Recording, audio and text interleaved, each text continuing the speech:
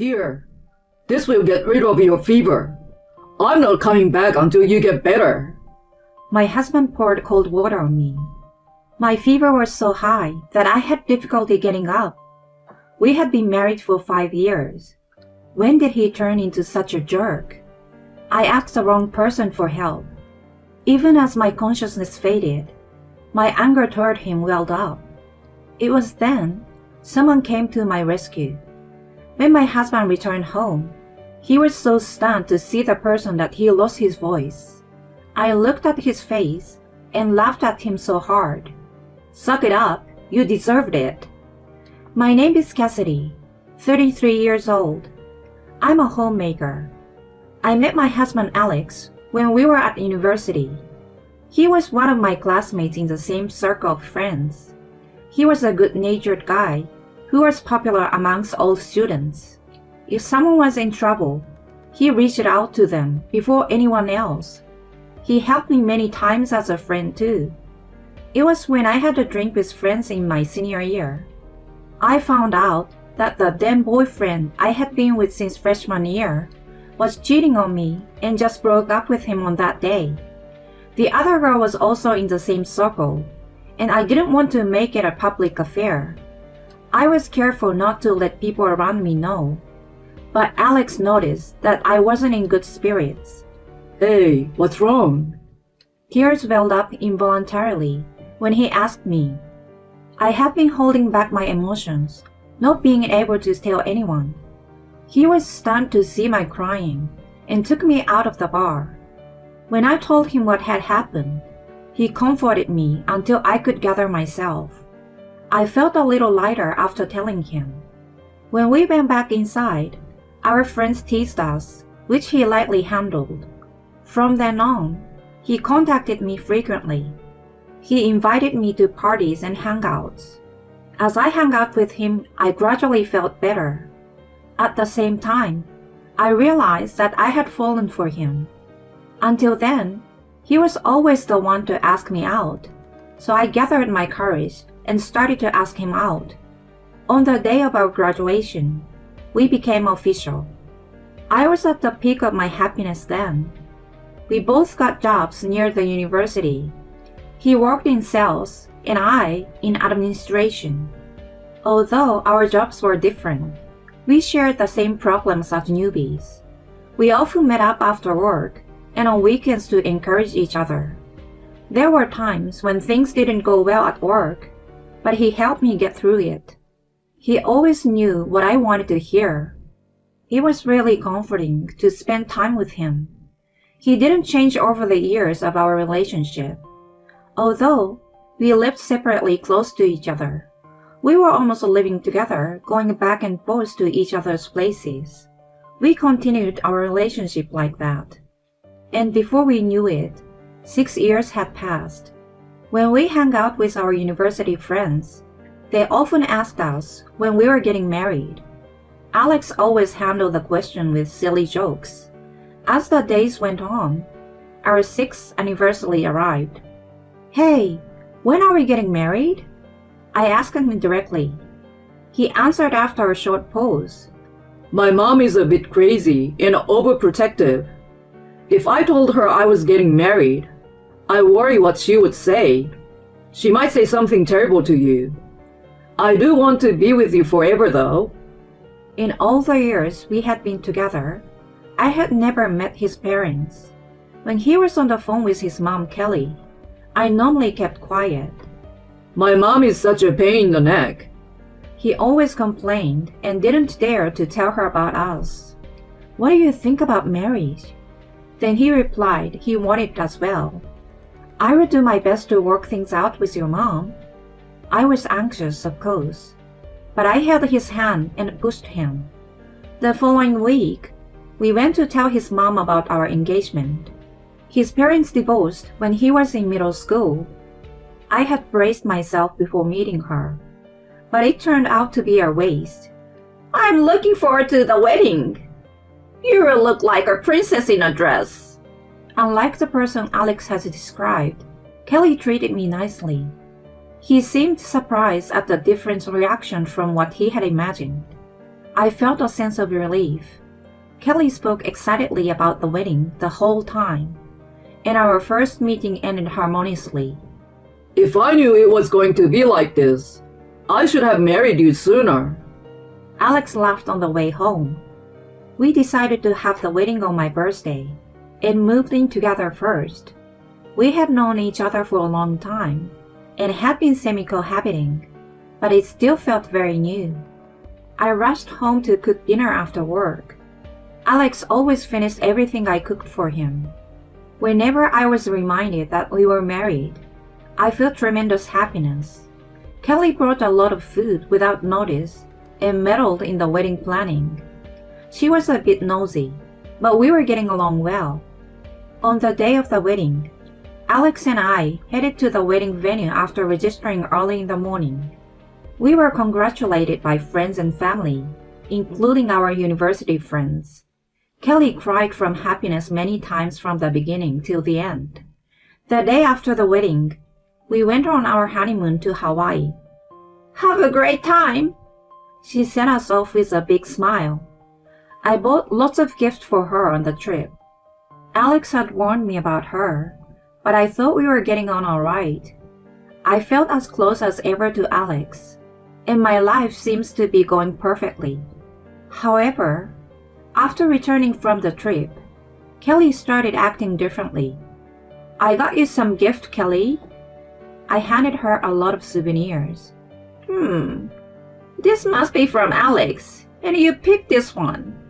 She sorted them out. I asked her how she knew. "Because you have no clue what I like.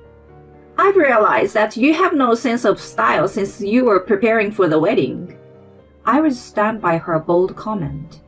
"By the way, when are you going to quit your job?" She suddenly changed the subject. I'm not planning to." My voice faltered. "Honeymoon is over now. You must focus on having a baby, you understand? You gotta do what you're expected to, right, Alex?" He looked down without saying anything. It had been 6 years since I started working. I was entrusted with more work and came to appreciate it more.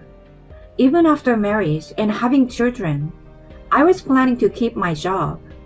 I couldn't understand why I had to quit. Why didn't Alex say anything? Let me think about it.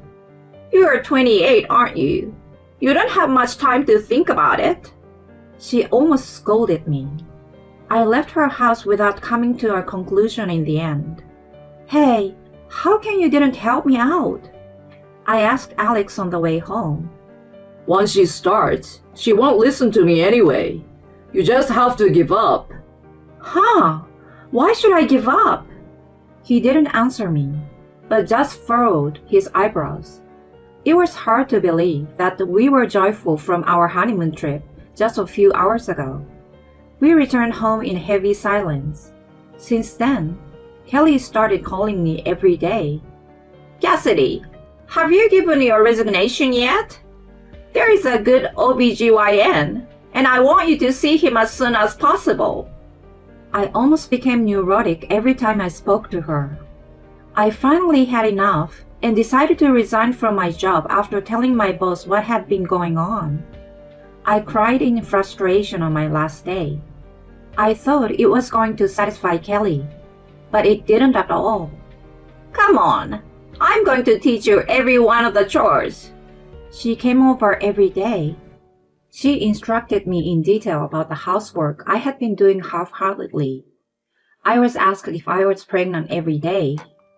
There was usually a knock at the door within an hour after Alex left for work. The mere hour before she showed up was the only time I had for myself. After Alex returned home, the three of us had dinner together, and then she finally left. Such was my life. One night, after Kelly left, "Hey, Hum, I don't want your mom to come over every day. Can you tell her?" I pleaded with Alex. You cook better now, thanks to my mom. He steered the conversation away every time. Stress built up day by day, and I started to lose weight. There was no way I could have conceived in such a state. After 3 years like that, I reached my limit. A child is a godsend. It's not something that's given just because you want it. Stop coming here every day. I blew up on Kelly before I knew it. Once I had let it out, I came back to myself and regretted it right away. I saw her face turn bright red. I'm doing everything for you guys. How dare you be so rude? She yelled at me. I didn't know what to do, but I decided to say what I wanted to say at that point. I'm telling you, it's nuisance. There's no need for you to come here every day.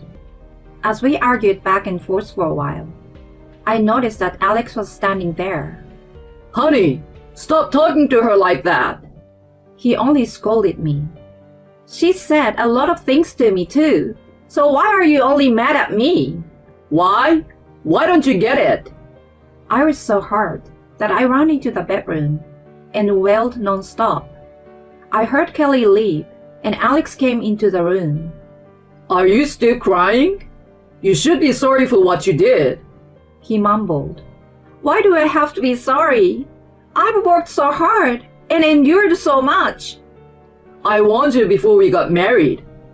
You knew what you were getting into. You said you would make it work.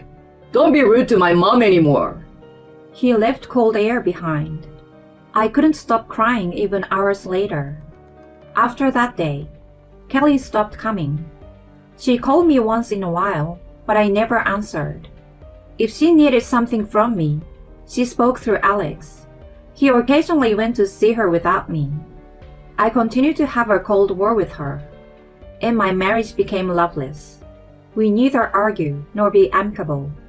We only had the bare minimum of conversation. There were days when he became hostile toward me. My mom often says that you're a failure. I was told out of the blue.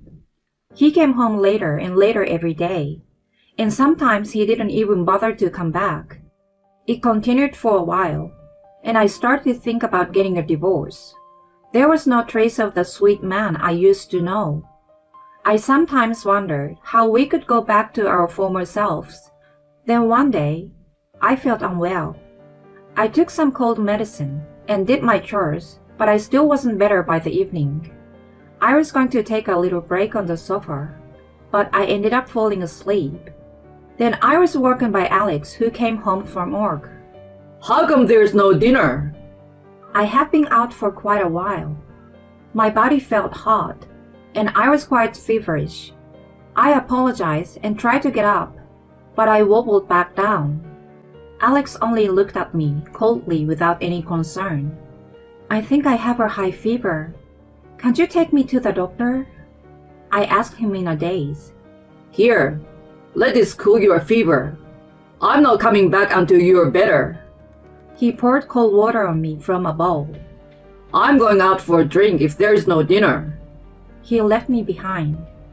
I was pretty furious, but I couldn't say anything back and just lay there in dampness.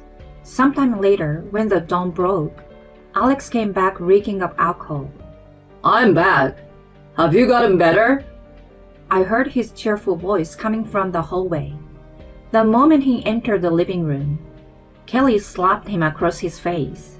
He sobered up immediately and froze there. Where have you been? Speak up!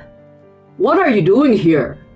He seems to be confused and freaked out at the same time, which made me laugh. I asked her over. You left me with a high fever, so she helped me. He was speechless. A few minutes after he left, my phone rang. I assumed it was him calling to apologize. I couldn't get up, so I crawled on the floor to grab my phone. When I answered it, I was surprised to hear Kelly's voice. Kelly, please help me. I squeezed my voice out. Within 10 minutes, she was at my side and took me to the emergency. I'm sorry to bother you. When I apologized to her, she replied, You're not feeling well, don't worry. I was immediately put on an IV drip and felt a little better afterward. Since I had no other symptoms, the doctor let me go. On the way home, Kelly bought a lot of electrolyte drinks for me. You've been so kind. I thanked her for her help. It's normal. We are family. When we arrived home, I told her about the rough patch Alex and I were going through. She was disgusted and also disappointed by his action. Alex, you owe her an apology. She scolded him, but he tried to excuse himself. She's been a drama queen. It's just a fever. She's overreacting. He sobbed like a little kid. Kelly sighed loudly. You were quite young, but don't you remember? It's just like when I decided to divorce your father. You must have taken the same bad traits from him. Cassidy, you want a divorce, don't you? Yes, I can't be with him anymore. I answered honestly. Are you serious?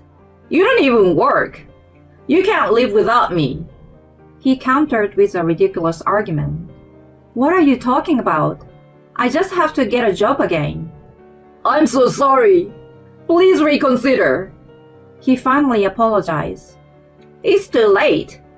Cassidy, you can stay with me for a while. Kelly yelled at him, and we left the house, leaving him behind. On the way to her house, we spoke about our past. She told me that there was a reason why she was so hard on me. She was once a career woman in the early years of her marriage. When her ex-husband found out that she earned more than him, he quit his job one day. She worked until just before Alex was born, but he did nothing to help her and kept his carefree way. She continued to work hard, took care of the house, and raised Alex. One day, after Alex left for school, she collapsed at home.